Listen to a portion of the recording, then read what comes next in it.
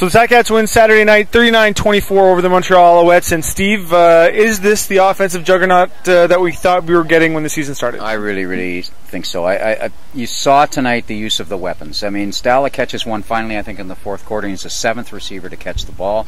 Henry Burris took advantage of two great setups by Chris Williams, where he should have had the touchdown himself. More to say about that later, I'm sure.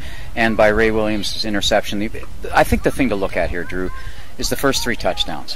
One set up by the interception by the defense, one set up by Chris Williams only because he hot-dogged a little bit and got caught on the one, and one in which the offense pretty well did it all on its own and starting with pretty good field position.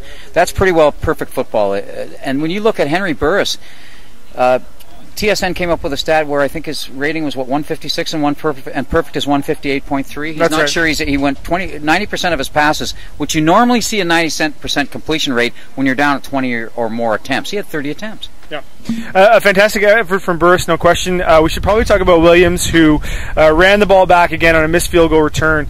About the 10 or 15 yard line, turned around and looked like he was hot dogging a little bit, and then got hauled down at the one. He was very apologetic after the game. Apologized to Mark Trestman, the coach in Montreal, and basically apologized to almost everybody he could think of in the locker room afterwards. What did you think of that? I think that's a good, fine young man.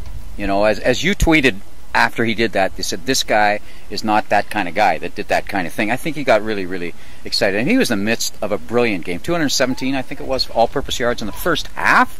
That's pretty good 2 weeks for a lot of players. Now the Ticats into first place in the East Division. They'll travel to Saskatchewan next week to take on the Riders. That's a matchup of first place teams in the West and East. What do you expect out of these guys going on the road? Well, for one thing, the East can't play defense. Nobody can, even the Argos. I mean, they're leading the East in defense, and they're giving up 30 a game. So they're going to come up against a stiffer. Western teams are playing twice as good defense right now as these. So it's going to be a challenge. It's of course in Regina, where that's like playing here. But I think they got a roll. I think they've got a real roll going. They got to clean up the third quarter. They're getting really badly outscored in the third quarter, and I don't know if that's halftime adjustments or what it is. I don't think it is, because in the fourth quarter they're doing well.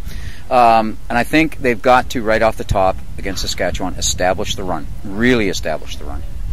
Make sure you check out thespec.com and The Spectator on Monday for a full review of the night's events. And make sure you check out the Scratching Post blog for all the up-to-the-minute Ticat news. From Ivory One Stadium, with Steve Milton, I'm Drew Edwards.